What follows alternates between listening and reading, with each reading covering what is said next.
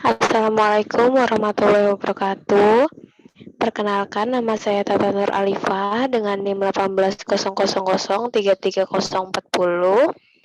dari Teknologi Pangan UAD, mata kuliah Teknologi Buah dan Sayur kelas A. Next. Di sini saya ingin mempresentasikan yaitu presensi 4. Ada 2 yang ingin saya bahas, yaitu proses pematangan buah dan sayur, dan yang kedua penjagaan kualitas pasca panen buah dan sayur. Next. Yang pertama yaitu proses pematangan buah dan sayur. Yang pertama yaitu penggolongan buah. Ada 2, klimaterik dan non-klimaterik. Klimaterik sendiri yaitu buah yang bisa matang apabila sudah terlepas dari tanaman induknya atau sudah dipanen. Contohnya alpukat, jambu biji, mangga, dan sebagainya. Kalau yang non-klimaterik yaitu buah yang bisa masak ketika masih menempel dengan tanaman induknya.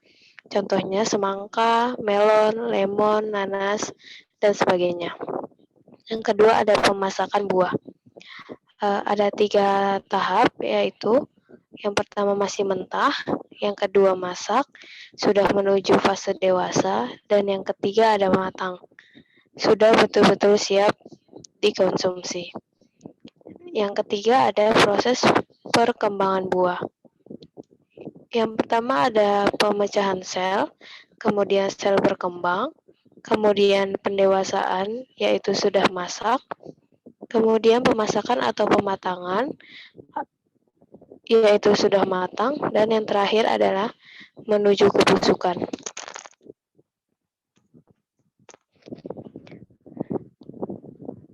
Selanjutnya itu perkembangan produk proses pematangan. Ada 4 proses. Yang pertama adalah proses pertumbuhan, yaitu melewatkan pembelahan dan pembesaran sel yang menentukan ukuran akhir hasil. Yang kedua ada proses pemasakan, yaitu tahap akhir fase perkembangan buah, meliputi pembesaran sel, akumulasi fotosintat, dan senyawa aromatik, serta penurunan kadar asam dan posisi buah masih berada pada pohon. Yang ketiga ada proses pematangan, yaitu perubahan yang terjadi setelah fase pemasakan yang dicirikan antara lain melunaknya daging buah, terbentuknya karakteristik aroma, peningkatan kandungan gula, dan perubahan warna. Yang terakhir adalah proses penuaan, yaitu periode setelah fase pematangan buah, pertumbuhan buah terhenti, dan proses sintesis digantikan oleh perombakan. Di sebelahnya ada proses kimiawi pematangan buah. Contohnya ada enzim pektinase, yaitu merubah senyawa pektin dengan tekstur keras menjadi senyawa pektin lebih sedikit atau tekstur lebih lembut. Kemudian ada enzim amilase yang merubah senyawa amilum menjadi senyawa gula sederhana dengan rasa manis. Next.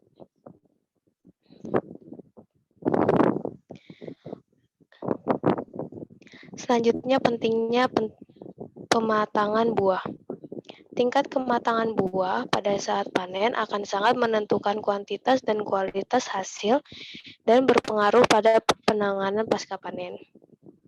Yang kualitas produk hortikultura setelah dipanen tidak bisa dinaikkan tetapi dipertahankan. Kemudian ada perubahan selama pematangan buah. Ada 5, yaitu perubahan komposisi karbohidrat yang menghasilkan akumulasi gula dan peningkatan kemanisan. Yang kedua ada perubahan warna, kemudian ada pelunakan daging buah dan perubahan tekstur.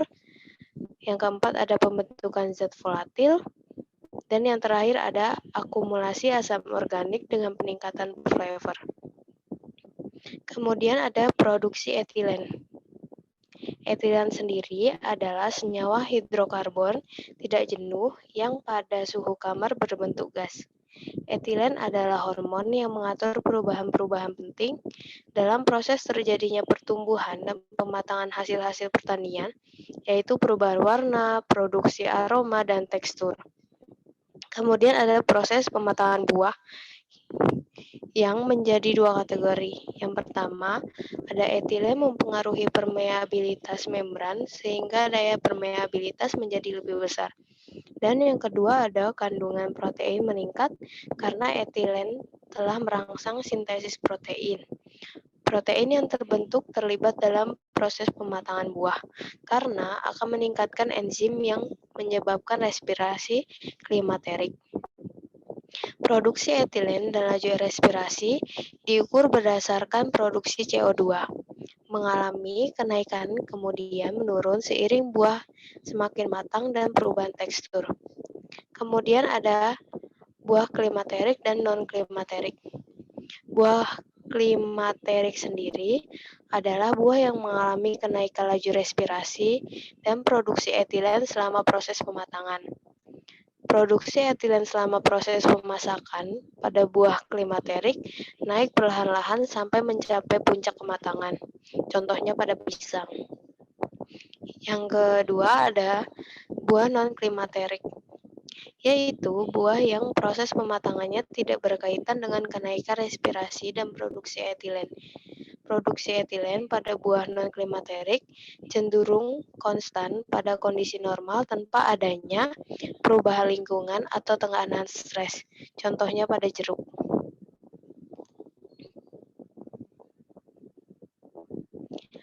Kemudian ada perubahan tekstur.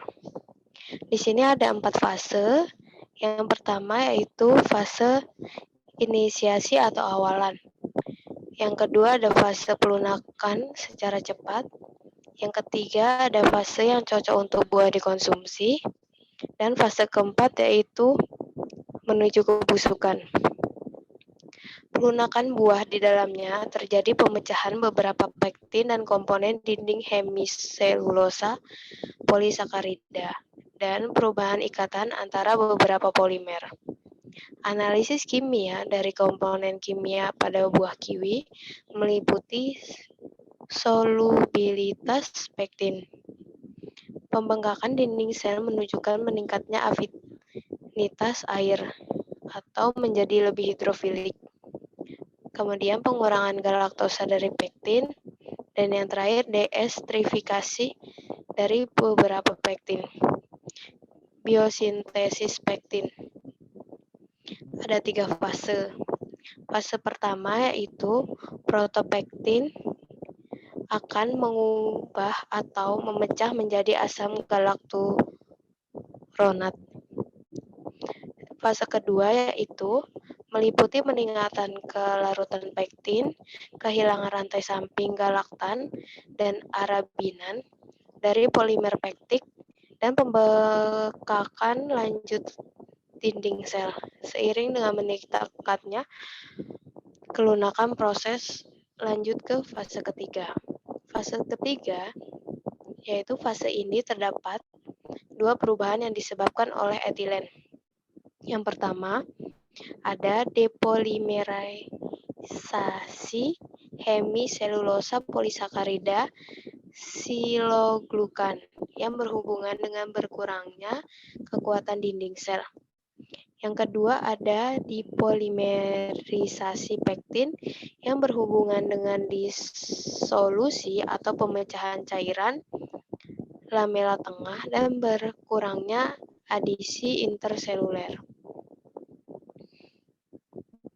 Kemudian ada perubahan warna. Pada tahap sinesken, perubahan warna pada buah umumnya diakibatkan oleh kehilangan klorofil dan peningkatan produksi pigmen kuning, orange, merah, atau ungu. Warna keemasan, orange, dan merah pada beberapa buah seperti tomat, sitrus dibentuk oleh enzim-enzim pada jalur biosintesis karotenoid. Kemudian, pigmen ungu dan merah lainnya, seperti terlihat pada anggur, adalah antosianin yang merupakan produk dari jalur fenol propanoid. Antosianin bersifat larut air, tesis di sitosol, dan terletak di vakuola. Seperti karotenoid, antosianin juga memiliki manfaat bagi kesehatan manusia dan banyak digunakan sebagai pewarna alami makanan. Kemudian adanya perubahan aroma dan tekstur. Yang pertama, faktor yang mempengaruhinya yaitu kandungan gula dan asam, selain itu juga senyawa volatil, yaitu alkohol, aldehid, asam, ester, terpenoid, senyawa dan senyawa aromatik.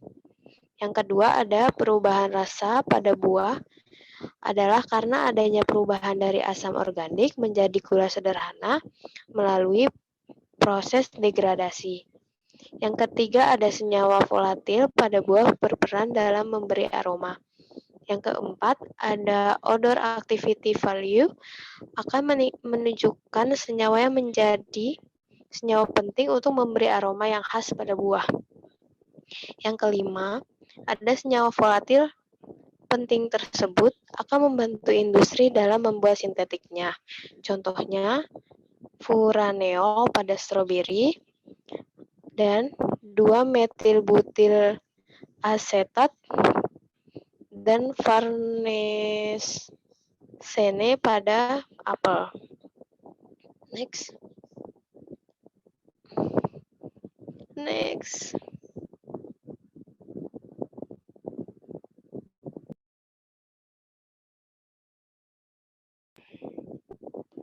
Kemudian ada metode dalam pematangan buah, yaitu ada 5 ya. Yang pertama ada penyimpanan buah yang sudah matang dengan buah yang belum matang. Yang kedua penyimpanan buah pada ruang terkendali dan diberi etilen generator atau smoke producer. Yang ketiga ada pematangan buah dengan menyelubungi buah dengan sekam padi atau gandum selama 1 minggu. Yang keempat ada pematangan secara kimiawi, dan yang kelima ada pematangan dengan penambahan kalsium karbit. Kondisi yang baik untuk proses pematangan buah dan dengan ruang terkendali yaitu dengan temperatur 18-25 derajat Celcius dengan RH 90-95%, konsentrasi etilen 10-100 ppm, dan sebagainya.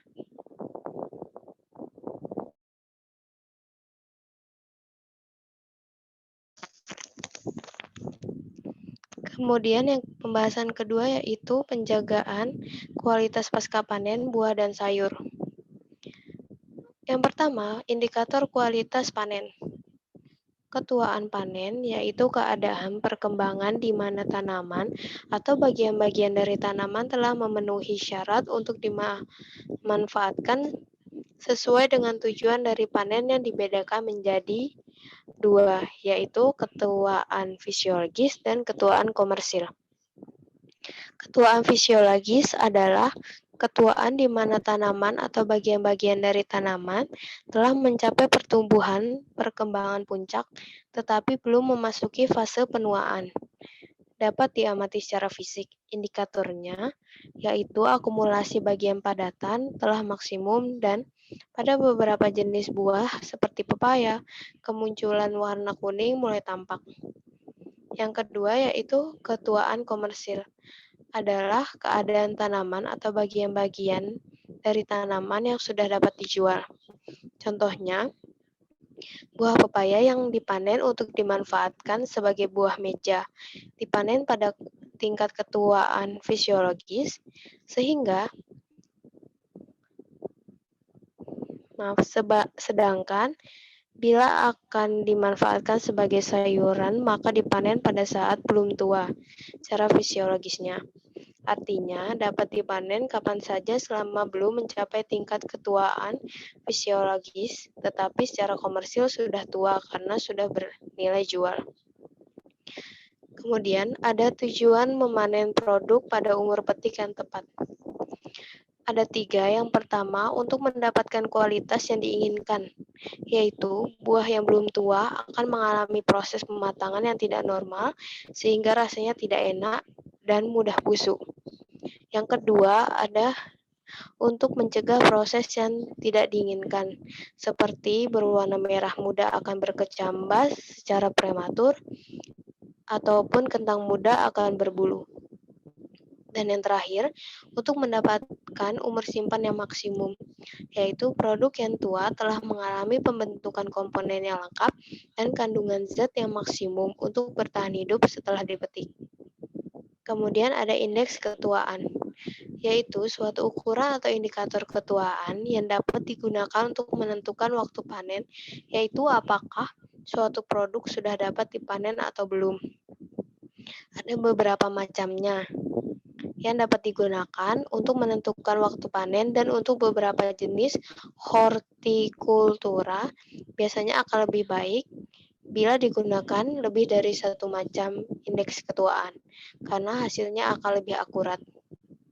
Indeks ketuaan panen dapat bersifat subjektif atau objektif, dan dapat digolongkan ke dalam metode destruktif atau non-destruktif.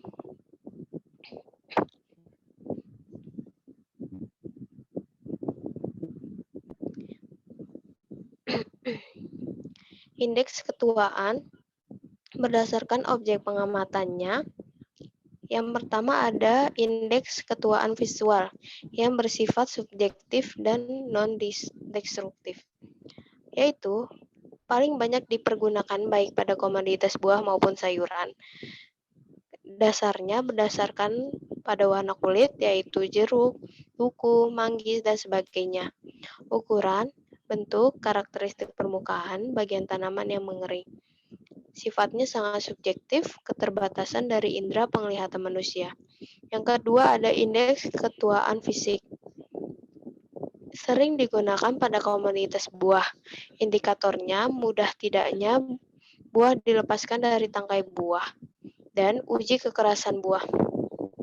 Prinsipnya, buah ditusuk dengan suatu alat.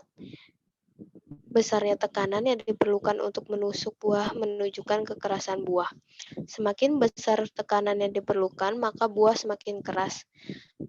Proses pengisian buah sudah maksimal atau masak fisiologis dan siap dipanen. Dan yang terakhir, sifat yang lainnya yaitu berair, contohnya jagung manis, mudah terbuka, contohnya jenis kacang polong, dan sebagainya. Yang ketiga ada indeks kimia, bersifat objektif dan deskriptif, yang terbatas pada perusahaan besar yang relatif mahal, lebih banyak digunakan pada komoditas buah.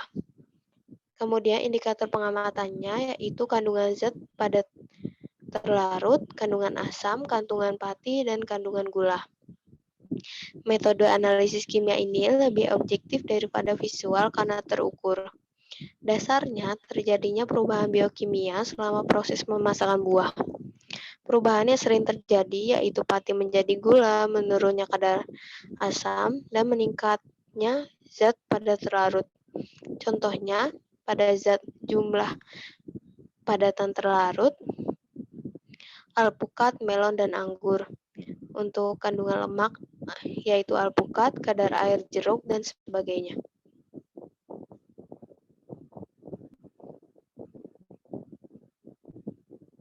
Yang keempat ada indeks ketuaan fisiologis. Indikator utamanya yaitu laju respirasi. Sangat baik diterapkan pada komoditas yang bersifat klimaterik. Kurang cocok pada komoditas non-klimaterik. Saat komoditas mencapai masa fisiologis, respirasinya mencapai klimaterik atau yang paling tinggi. Apabila laju respirasi suatu komoditas sudah mencapai klimaterik, maka siap untuk dipanen. Contohnya, laju respirasi dan produksi etilen pada pisang, mangga, pepaya, tomat, dan markisa.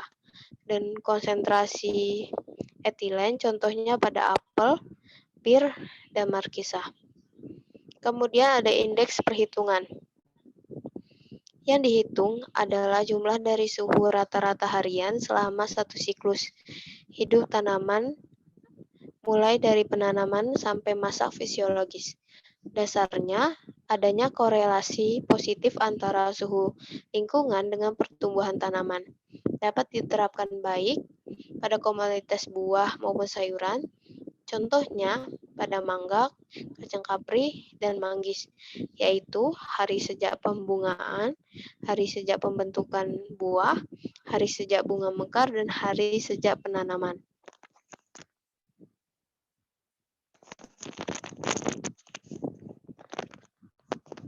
Kemudian ada perawatan pasca panen.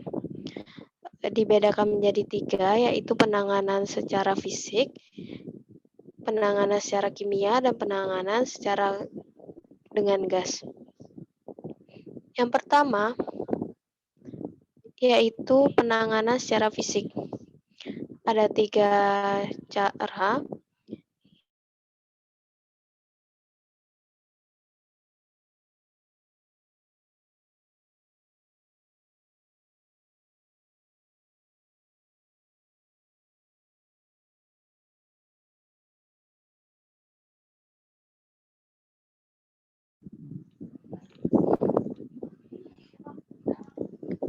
Yang pertama, yaitu perlakuan panas. Metodenya adalah HWT, VHT, dan HAT. Dilakukan untuk sebagai alternatif pengganti bahan kimia dalam usaha disinfektan serangga, mengontrol hama penyakit, dan memelihara kualitas buah selama penyimpanan.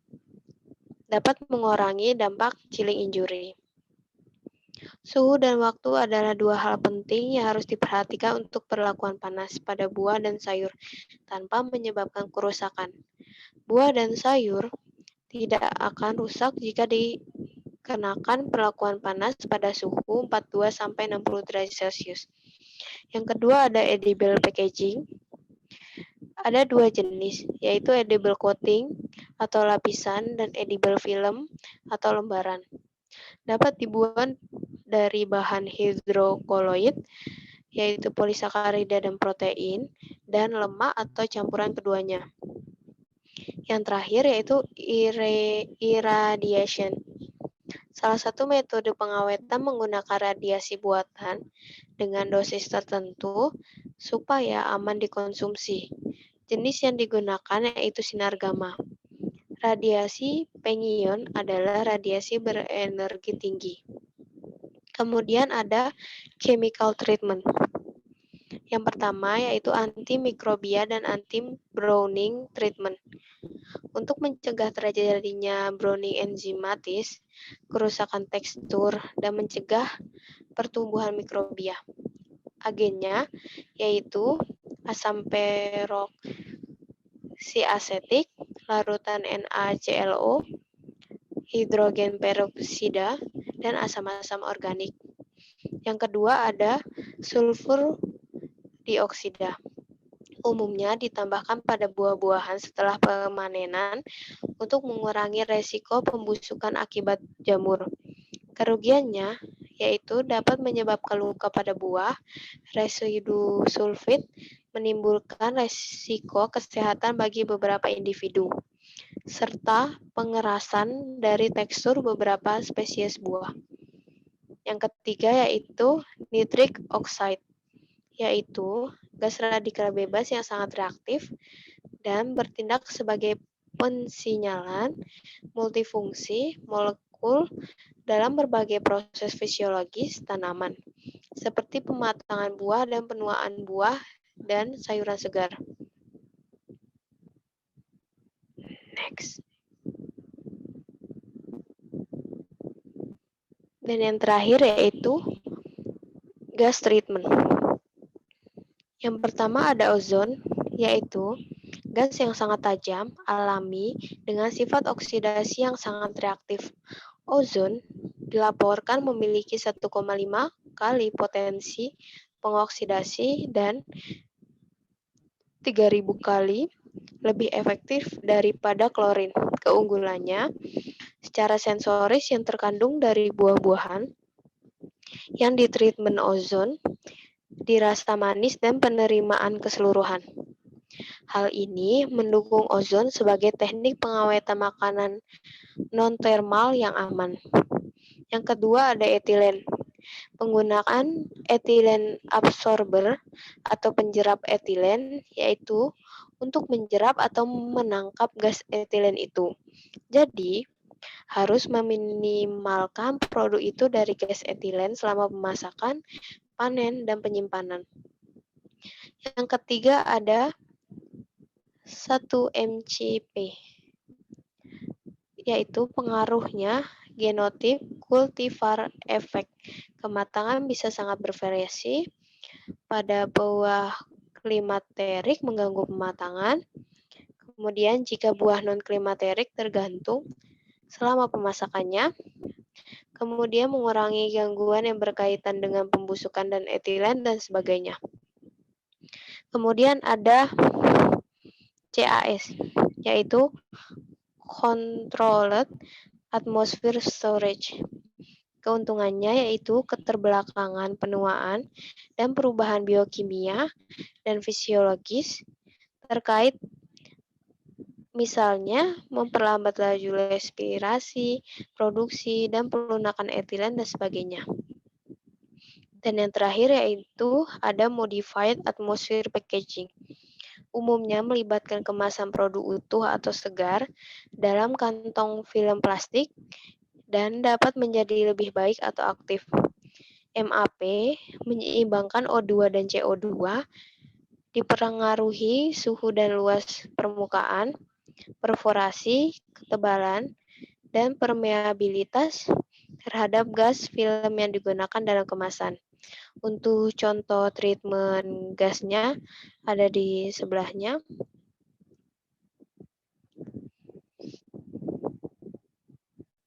Sekian presentasi dari saya, kurang lebihnya mohon maaf. Wabillahi taufiq wal hidayah. Wassalamualaikum warahmatullahi wabarakatuh.